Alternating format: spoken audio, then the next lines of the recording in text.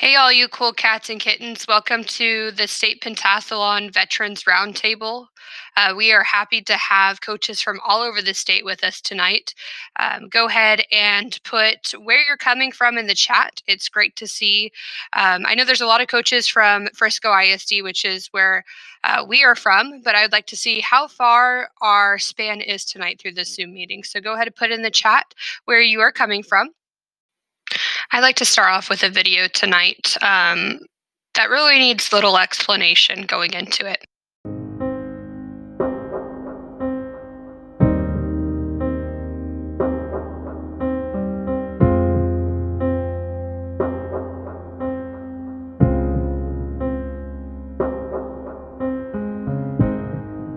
You're the engine that makes all things go, and you're always in disguise, my hero. I see your light in the dark, smile on my face when we all know it's hard. There's no way to ever pay you back. Bless your heart, know I love you for that. Honest and selfless, I don't know if this helps it, but good job, you're doing a good job, a good job. You're doing a good job, don't get too down. The world needs you now.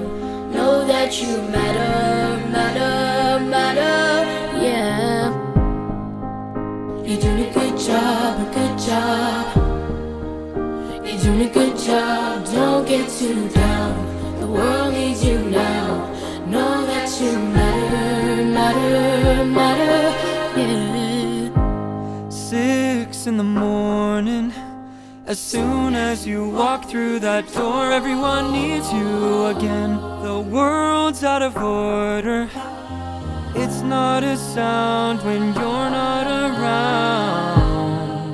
All day on your feet, hard to keep that energy. I know when it feels like the end of the road, you don't let go, you just press forward.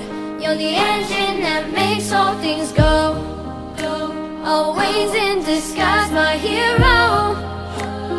I see a light in the dark, smile in my face when we all know it's hard. there's no way to ever pay you back. Bless your heart, know I love you for that. Honest and selfless, I don't know if this helps it, but Good job, you're doing a good job, a good job. good job. You're doing a good job, don't get too down. The world needs you now. Know that you matter, matter, matter. Good job. You're doing a good job, a good job. Yeah. You're doing a good job, don't get too down. The world needs you now. Know that you matter, matter, matter, yeah. The mothers, the fathers, the teachers that reach us, strangers to friends that show up in the end. From the bottom to the top, the listeners that hear us, this is for you. You make me feel You're doing a good job, a good job. You're doing a good job, don't get too down. The world needs you now. Know that you matter.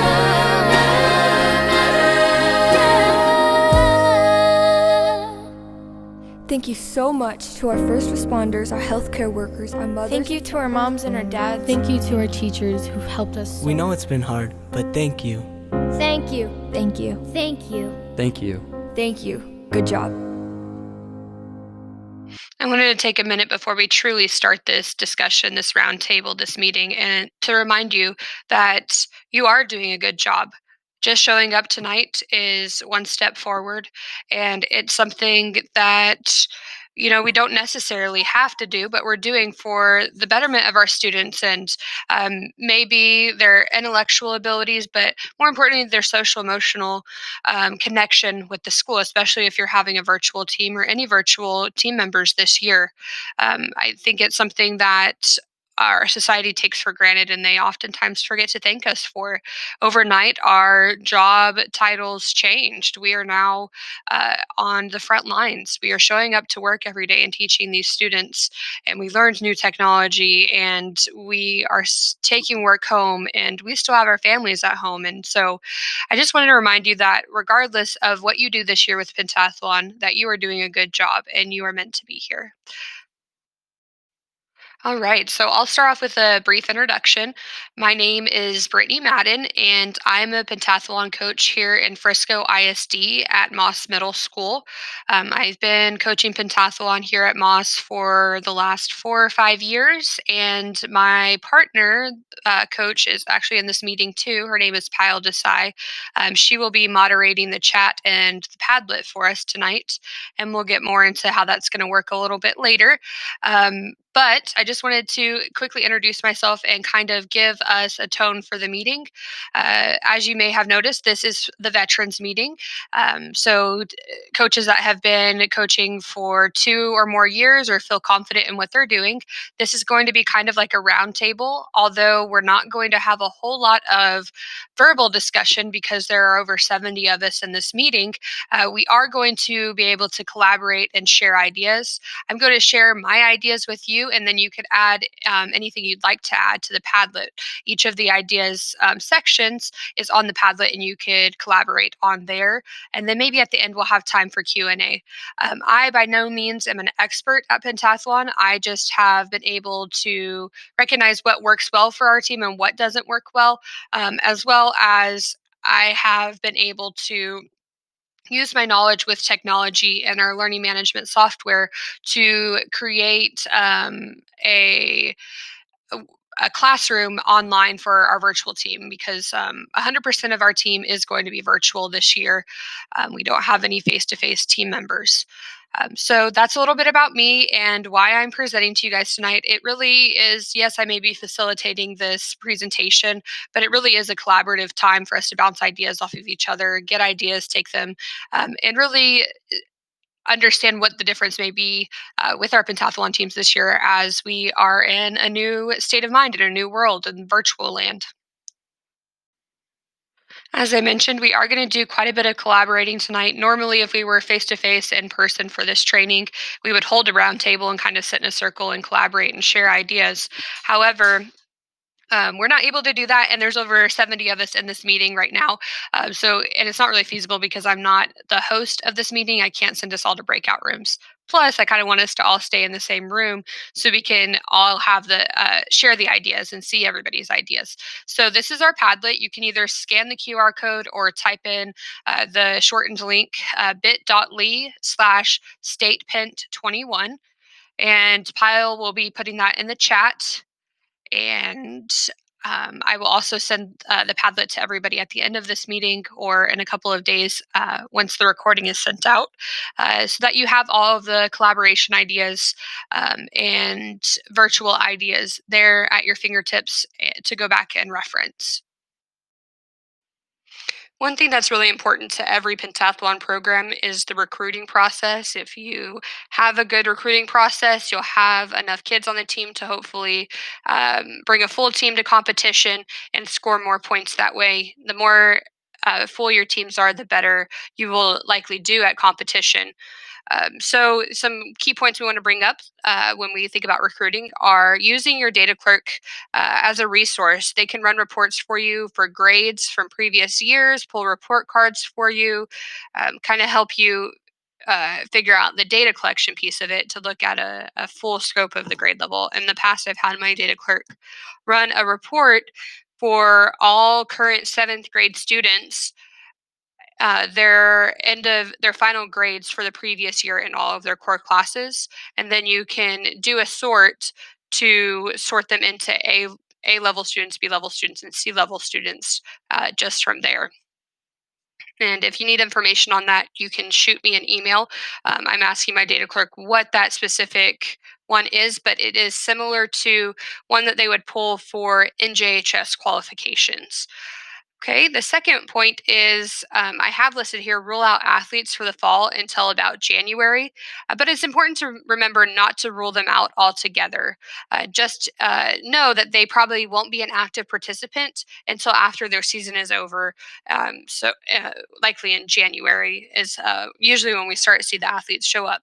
Um, just know, depending on how long your season is, when you start your season and leading up to April, like for instance, Pyle and I, we start pretty much right when school starts. So September through April is when our season is. We know that the fall semester we won't have athletes, but athletes are a good asset to have on our team because they have the endurance and determination and good practice skills, stick to itness, grit, that kind of stuff. So they have been taught how to study in order to keep their grades up. Also, when you have athletes, they're most likely the more popular people, so they also bring their friends with them, and it makes pentathlon seem like a cooler place. So you can get more recruits that way. Um, they're also more likely, not being stereotypical, but to be our B and C level students, they'll always be students that try to keep their grades up, but because they're focused on athletics, their grades may be lower than maybe our honors students, but they're always trying to stay above the failure range. We try to keep open communication with our teachers, try to have as much communication with the teachers as possible as far as recruiting goes, reaching out to teachers and seeing who needs a home here on campus, who is a student who has good study skills but doesn't necessarily um, have the best grades. And your staff and your coworkers and colleagues can really help you out with that. Also, uh, when you get other colleagues involved, it helps build your program as well. And it helps whenever everybody on campus is involved with something at the adult level, the kids will be as well. So it's good modeling as well. We switched a couple years ago from calling our time when we meet together from meetings, pentathlon meetings, to practices. We noticed any verbiage we could change to align with athletics, the better, just because the camaraderie of the team uh, sounds cooler and is more appreciated by the current population at our school. So we call them practices versus meetings, and we practice in teams and all that fun stuff. So we just changed the verbiage. We also got rid of the word, when we're marketing, we got rid of the word pentathlon. Uh, I'm sorry, academic. And so it is just pentathlon. And that sounds like a cooler word to our kids, we've noticed, than calling it academic pentathlon. Sometimes for our scholastic and varsity kids, if we call something academic pentathlon, they think they have to be smart in order to be a part of it. Or the word academic, I guess, is just intimidating overall. And then we always provide as many incentives as possible when we're recruiting, and in order to keep the members that we have recruited on our team, we provide incentives. Before, that may have been field trips to maybe the JFK Memorial Museum. It may just be going to CC's, or it may be donuts for practice in the mornings or what have you. But we notice the more we provide opportunities for them to be rewarded, the more likely they are to stick around or be recruited in the first place. Here's some recruiting thoughts for each uh, team level within a grade. We've noticed that our honors teams really end up recruiting themselves because of word of mouth, or their parents encourage them because they're already getting good grades, and it's just there's a culture there. The honors kids kind of recruit themselves. This year, or in years previous, we would have sent out flyers, put stuff in the newsletter, had a special on the broadcast, maybe put something on the marquee outside about recruiting for pentathlon. And usually that just brought in the honor students. However, we didn't do that this year. Quite honestly, we got to be the end of the first week of school, and Pyle and I's emails were flooded with emails saying, "Hey, when is pentathlon starting?" Even for our seventh graders who had not been a part of pentathlon before. I just think that they wanted to come back to school and be a part of something, even though they were virtual students and knew that it could happen through pentathlon. So we quickly had a long list of members on our honors team for both seventh and eighth grade just through word of mouth, and there is now a wait list. So if somebody were to prove that they're not an asset to the team anymore, or they drop off because of family reasons or other obligations, then we'll be able to contact those that are on the wait list. And our honors teams, the kids that are on the team know that they are competing the entire year in order to make it to competition. I'm not sure what the exact number is, but we had to start not really turning people away with our honors this year, but adding them to a wait list. Let's go ahead and skip down to varsity and then come back to scholastic. As far as varsity goes, um, and recruiting and practices, we always reach out to our reading lab, math lab, and resource teachers on our campus.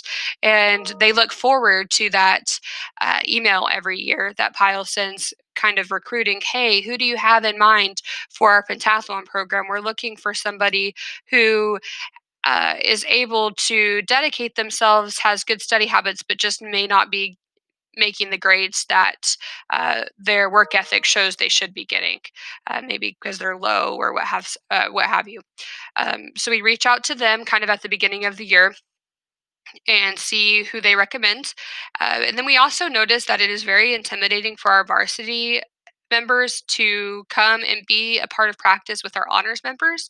We always invite them, encourage them to come to our weekly practices with the whole team, but we also have a practice with them set aside on a different day, usually Friday mornings at the end of the week. We can reflect on our week, be excited for the weekend. They're in positive moods, and we just hit the nuts and bolts of things and really just only quiz them and help them find the information that they need to know, more of the black and white information, the less inferencing information for each of the um, study texts.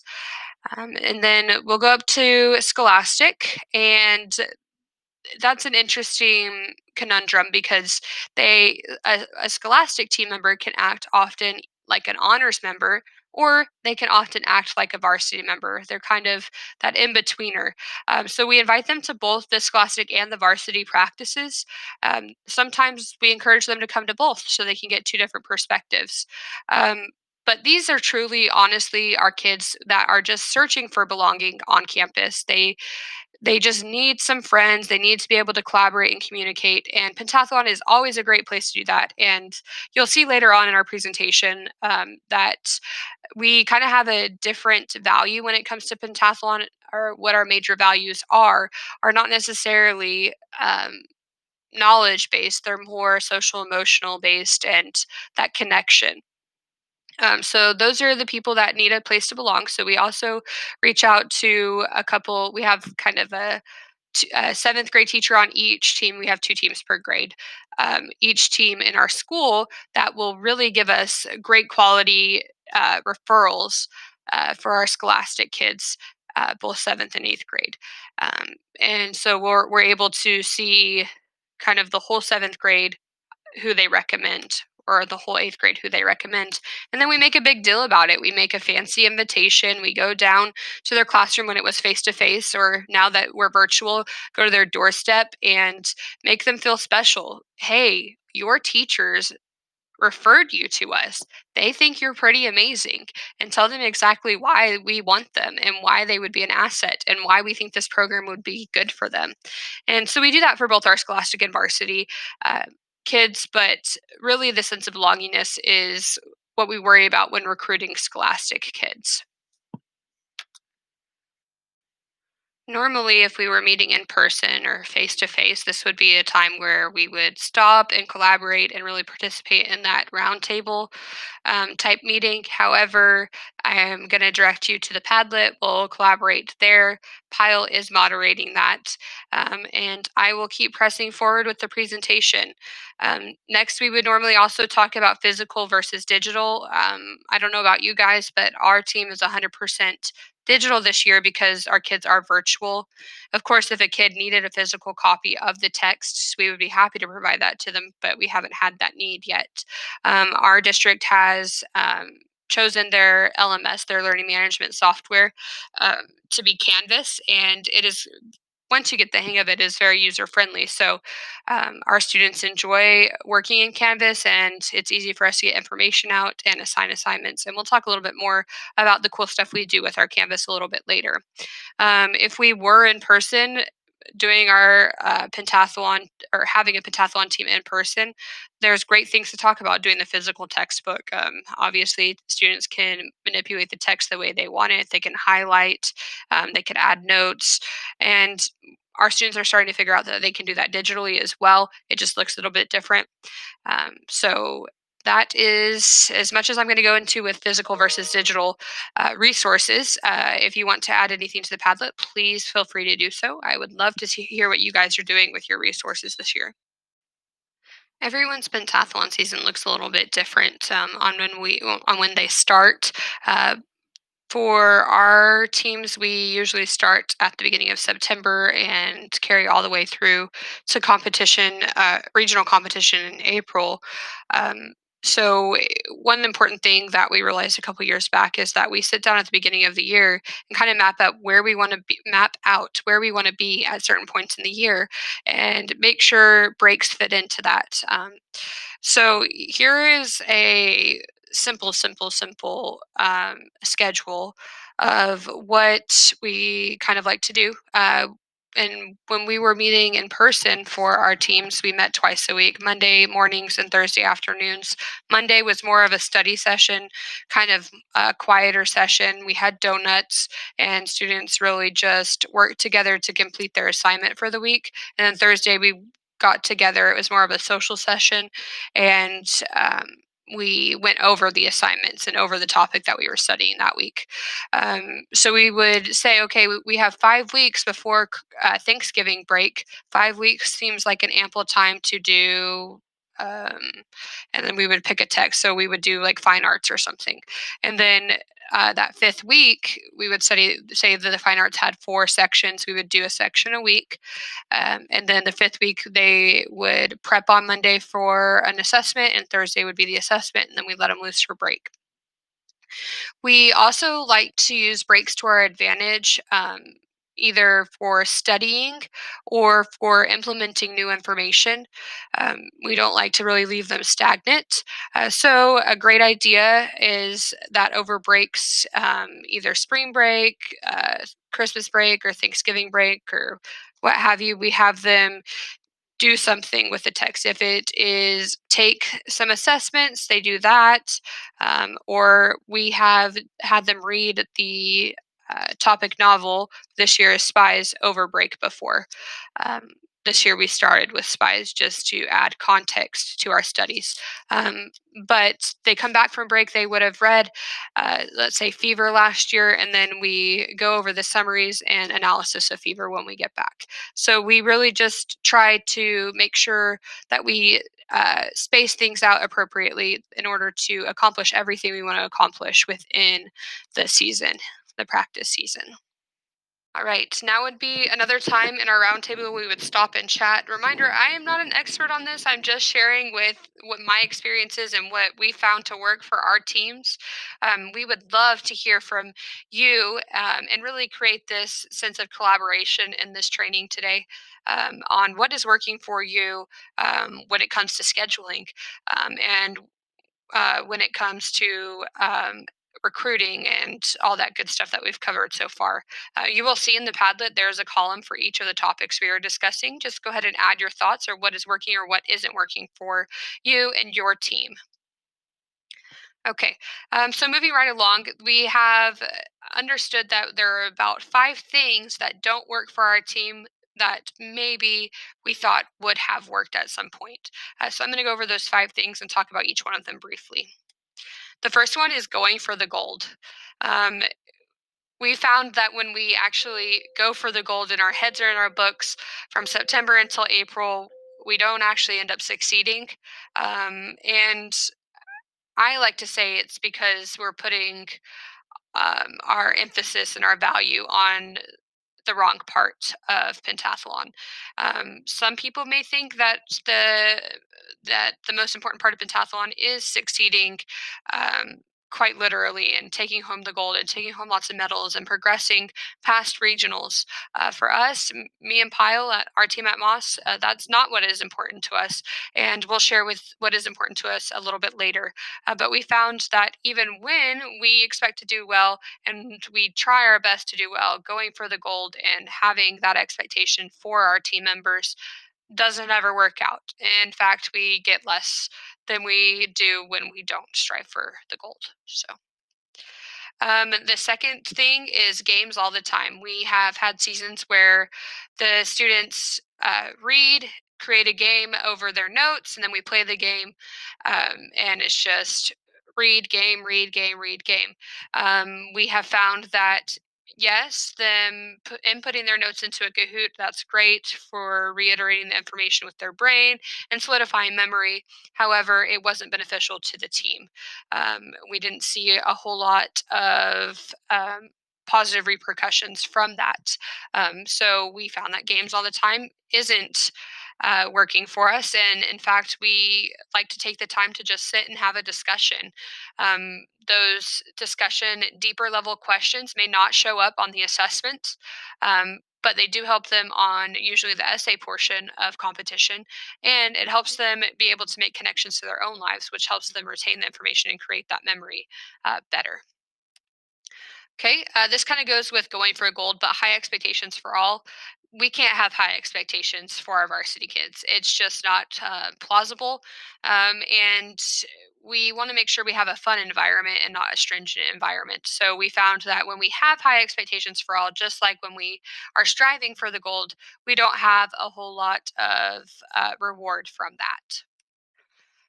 Relying solely on the students, there have been a couple of seasons prior to Pyle joining our team where there was a lot on my plate elsewhere in my job, and I was working on a master's degree, all that good stuff. So I relied solely on the students, and they read. We split up the text. They read, they created an outline or flashcards, and then we went over it in practice. And I wasn't in the text with them. I wasn't in the information. I wasn't learning along with them. And so we were only good as our weakest link. And those years, the weakest link was me, their coach. And so I really feel like I let the kids down. So it's very important to me and Pyle that we are reading right along with them. We are taking our own notes and we're sharing our notes with them because if the likelihood of just thinking of the super quiz, this whole relying on the students thing not being good dawned on me. I think when we were doing the 1960s, or it may have been Africa, when I was sitting at Super Quiz and I was, jotting down notes of what the questions were and seeing how my seventh graders were doing, and I realized, heck, I don't know the answer to some of these questions. How do I expect our teams to know the answers to some of these questions? So that's when I realized sometimes we just got to get in the nitty gritty with them. So relying solely on the students does not work. The final thing is more members, more problems. There was a year, the first year Pyle joined us. I don't know, just having Pyle on my team as a co-coach did wonders for us for marketing, just her being a part of it. And we recruited by the end or by the beginning of October, I think we had like 48 members, and that's great, but we can only take 18 to competition. And we decided we were going to keep all 48 and we were just going to narrow it down when we got closer to competition. We had some pretty upset parents and pretty upset students, and we were clear in our expectations. Not everybody's going to go to competition, but we still had some hurt feelings and feel like people wasted their time and that kind of stuff. So it created logistically problems, but also we found that we weren't able to focus on what we value most, which is the connection with the students, making them feel like they're an asset to the team, building that social emotional development with them, and helping them build connections with us and connections with each other, and building friendships and that kind of stuff. We couldn't focus in on that. It was just a huge group in my classroom every Thursday afternoon, and it was complete chaos. So that does not work for us. We try to keep our teams big enough so we take a full team to competition, but small enough to where it's manageable and we can focus and pour into each individual member. Okay, so what does work? Um, the last one you'll see, the reason why I put the telephone here, I know it doesn't make sense right now, but the first one is leadership. There will be times when the outcast of the school is on your pentathlon team. It's one night something just clicks and they feel accepted on your team and they start showing these signs of leadership. And that is the most amazing thing to witness as a pentathlon coach. And we have to let them have it. Let them flourish. Let them lead the team. I have one eighth grade student uh, who I said, I'm really getting bored with. I give you guys the options of you can do whatever you want to present your information that you read about to our team, but everybody keeps just making cahoots. And as I mentioned before, games all the time don't work for our team. And so she took that and ran with it. And just yesterday, she submitted a video reviewing all of part four of the Spies novel, and animations and words everywhere. And it's a great way to utilize our student studies to provide for the other team members, even honors, but more importantly, Scholastic and Varsity, who may not read word for word all of Spies to get the information they need to know to go to competition in a fun and innovative way.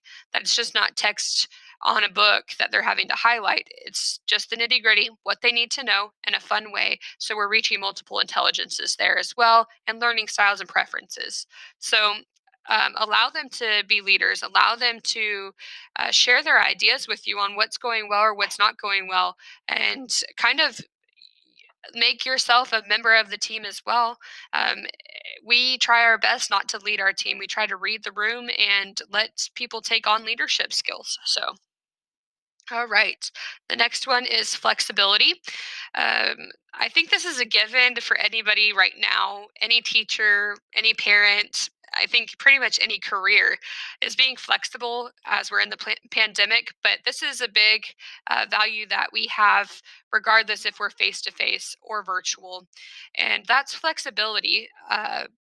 Because you'll see as you're going through this stuff, even though you have are going through the information of the topic and what we're studying and going through all the texts, that even though you sat out in September and you created a plan, we're going to do science here and math here and work on the essay here, that you may need to spend a little bit longer with literature, because you are reading along with them, that you didn't realize at the end we don't have the actual short stories, we have just the analysis of it. So it's actually going to be a bit longer than we thought it was going to be, or it's going to be a bit shorter than we thought it was going to be. Being flexible, uh, both with the information we present, how we present it, and being flexible with our team as well. This is something we could do a bit better with at Moss. Right now, alumni is just working as far as uh, recruiting younger siblings. So, um, Johnny was a member of our team back in 2017. He was on the honors team. He now has a little sister who is in seventh grade. And because he had such a blast with pentathlon, his sister now wants to be a part of it. So, word of mouth through alumni is what's working for us. Ideally, what we want is that our kids, our alumni that have moved on to high school or and are in the decathlon classes, to come back down and help run practices sometimes, or teach the kids the nuts and bolts of what they need to know for competition. Because if you didn't know, we study the same thing every year. So they are studying cold pour right now as well. And they actually in Frisco have a class for decathlon. So their sponsor or their coach is actually their teacher, and they are able to spend every day or every other day if they're on a block schedule working through the material, which it would be beneficial for us because obviously Pyle and I can't sit down and devote all of our time to pentathlon. We can just read in these small spurts. So having the alumni and using them to our advantage is something that we want to do, and it does work. And the final one is probably the most important one, and again, why I put that telephone is connection. This is important every year, with just basic pentathlon, forming that connection with students. That's truly what we value in our team. We could care less about how many medals we bring home. But we also find that when we have that connection with the student and they have the connections with each other, that is when we bring more medals home. So when I like to think of it kind of like Maslow's hierarchy of needs. Whenever their root um, their root needs are met, everything clicks into place and they succeed in other aspects of life as well. So the way we do that, and we'll talk a lot about it a little bit later and how we're running our um, team during COVID, but how we do that is making everything personable. And we are doing that right now by making um, doorstep visits. Now we're not making contact with them, but we're making each individual student feel special by hand delivering their spies novel with a personally written card and invitation and telling them why they are an asset to our team and making funny faces in their ring doorbell and really getting into the spy theme or the Cold War theme of the year and espionage and that kind of stuff. And darting off back into our car afterwards and trying to be as sneaky as possible when we're making these doorstep deliveries or these doorstep visits. Okay, so I wanted to go over how we really hype up our team, how we used to, and how we do it now and how those things correlate. So the first one is in order to do good recruiting, we always have a full spread breakfast, bacon, eggs, hash browns, biscuits and gravy, pancakes, breakfast tacos, orange juice, I mean the whole 9 yards, right? And we have them come in and we play a hype video, which we'll talk a little bit later. There's music. We talk about what we have alumni come in, they talk about what they liked, what they didn't like, all that stuff. And um, we just make a big shebang. We can't do that this year. We found that 100% of our pentathletes are virtual students. So we are making home deliveries throughout the season. We've already made our first one. Like I said, we delivered their Spies novel to their doorstep with a handwritten note and an invitation, being goofy with the spy theme. And we're going to continue those. We're going to do one before Thanksgiving and before winter break and continue with them with the spy theme and just making them feel special. In the past, we would, wherever practice was in my room or Pyle's room, we would blast music that went along with the theme. So the 1960s was the easiest to do because you just went on Spotify and said 1960s music and played it. And then everybody's like, why is Miss Madden's classroom booming right now? Like it's really a jam session in there. And they're curious about it. And that helps with recruiting, but also it hypes our students that are on the team that are coming into practice. It hypes them up to get in the mindset of, okay, I'm here to practice, I'm here to party, I'm here to learn. So we still try to do that. If we remember to change our Zoom settings to share computer sound, we do play our music, and we have some pretty cool music this year. If you haven't looked into the literature and fine arts sections yet. The third thing is we always play a pentathlon hype video, and I'll be honest with you, I used to cheat the system and just find one online of somewhere around the nation that had pentathlon, and they explained what it was, and the students really didn't care about it. It had great music, but they were stuffing their faces with this full spread breakfast, right? So it didn't really matter what I put on in the background. But I noticed that this year it did matter because they may not be stuffing their mouths full of breakfast because we're not providing that for them because our are on Zoom. They're not in the classroom, so we're not doing the full spread. So I decided these hype videos every year, if we're going to do this virtually, have to be impactful. And so what I did was I took pictures of pentathlon throughout the year and also took veterans giving kind of testimonials about their favorite part and put it to awesome rock music. And I just hope that it really did hype them up. So I will show you guys that a little bit later. And then we also encourage the social aspect because so much of pentathlon for us is about connection. We encourage the social aspect of PM practices. So there's no raising hands. We're constantly bouncing off of each other. We're getting to know each other, and we still continue that. We still allow the social aspect in our Zooms, but we've also added this digital component since we're virtual and all online called the class wall, which we'll talk about a little bit later as well. All right, so here's the Moss Pentathlon 2020-2021 hype video.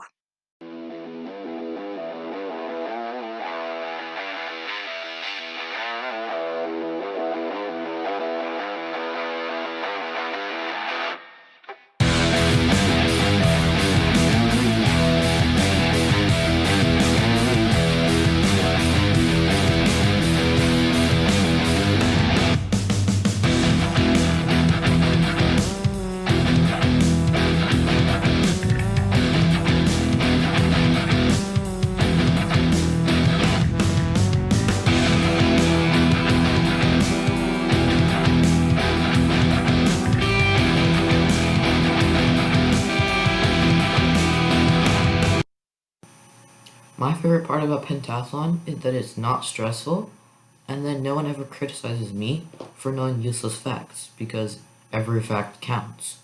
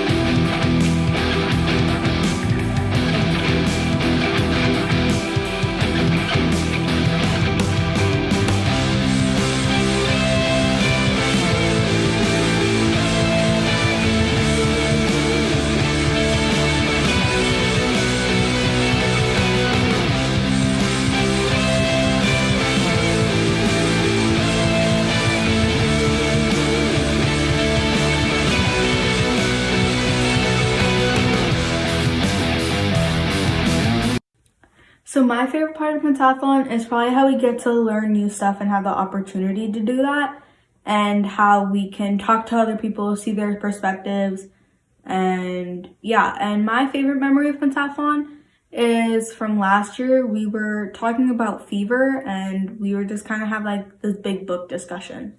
So yeah.